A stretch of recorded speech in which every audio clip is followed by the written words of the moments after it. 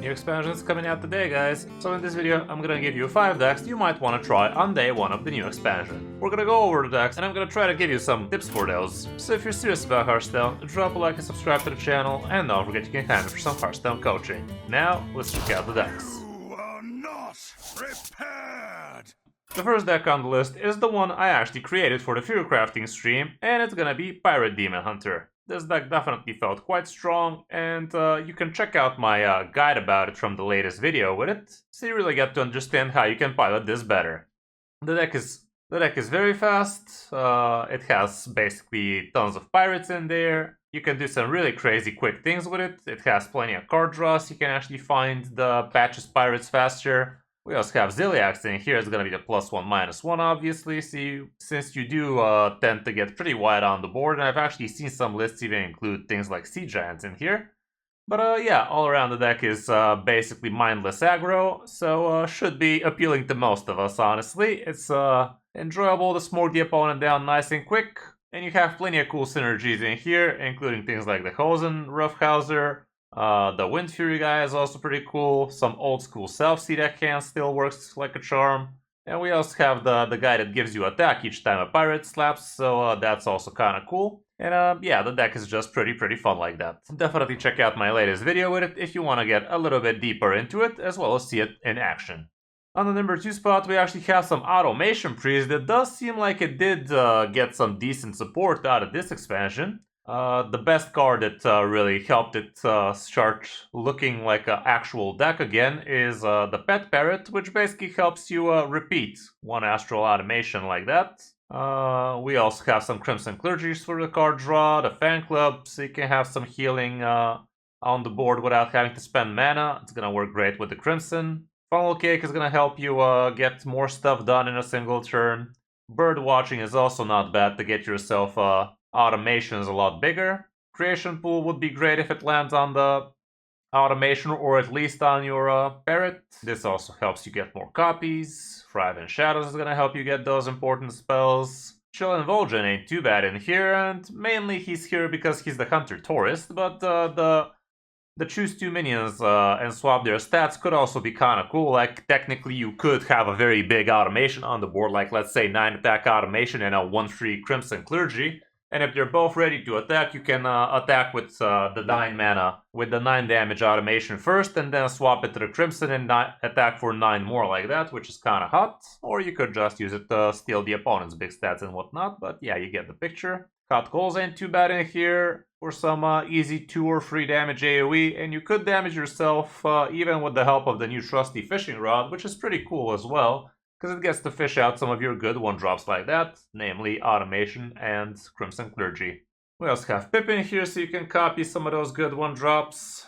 The new legendary Naren is also kind of cool. Like, this card really is a lot of value. Like, it does give you 2 extra cards in your hand, and you basically get to choose when you get to use those cards, because they're gonna keep on changing after each top deck, and yeah, the moment you use it, one of those cards is gonna stop swapping like that, but all around it's a pretty cool concept of a card.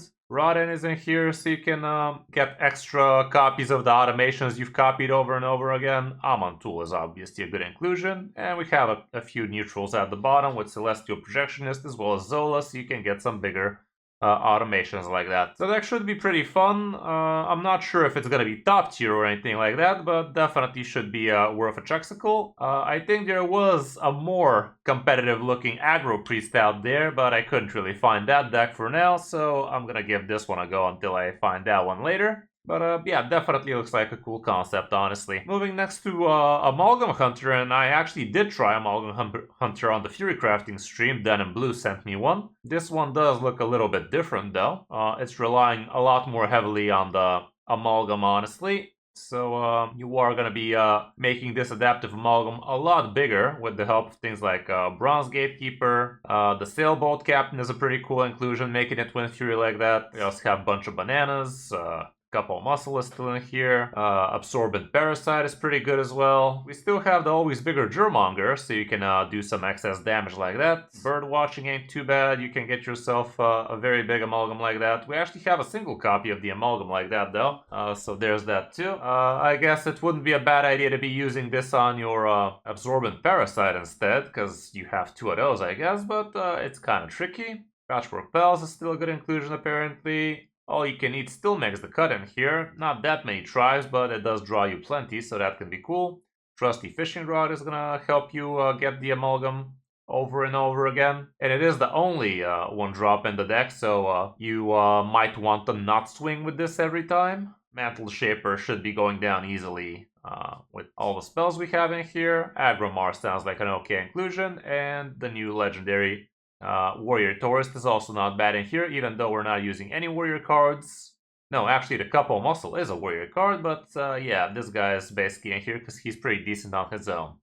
The deck definitely looks powerful, should be pretty fun to slap with, and it does kind of look like a good competitive deck, honestly. We also have Leroy and Plucky at the end, and the Plucky can actually tutor out your Amalgam out of the deck after you've slapped it with the Absorbent Parasite, or you could just use it to get your Parasite easier, but yeah, it could be cool like that. On number 4 spot, I'm gonna be playing the most fun deck I've played so far from the new expansion, and that would be this Taunt Druid I actually built. It definitely looks pretty promising. Again, you can check out my video with it to get a better idea of what you're trying to do with it. It's looking pretty close to the combo Druid we played already. But it's a lot more taunt heavy instead of dragon heavy. It was pretty fun to play, not gonna lie, like really high value deck. I'm not expecting too much out of it in Top Legend, honestly, so might not be as fun for the meta I'm playing it in, but it definitely looks pretty promising. Again, check out my video with it so you can really see what the deck is trying to achieve.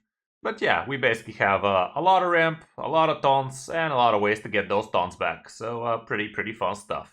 And lastly, we have Pain Warlock.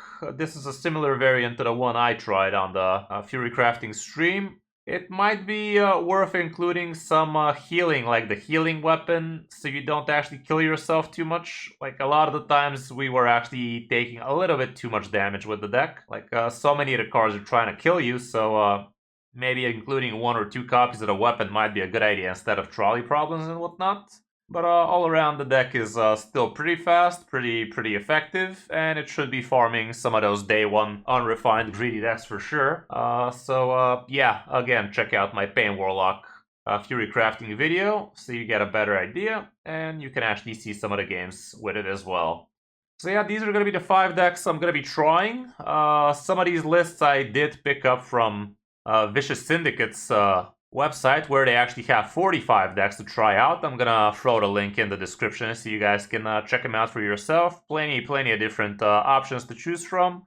Some are gonna be working a lot better than others, that's for sure. But if you didn't see the class you want to be trying for today, definitely give this article a check-sicle and see if something sparks joy for you. But yeah, that's gonna be it for this video, guys. Hope this helps you find a good deck for you to be playing on day 1 of Perils in Paradise. If you enjoyed the video and like what I'm doing, drop a like and subscribe to the channel, and don't forget you can hire me for some Hearthstone coaching. Thanks for watching, I'm Kris, and I'll see you in my next video or stream.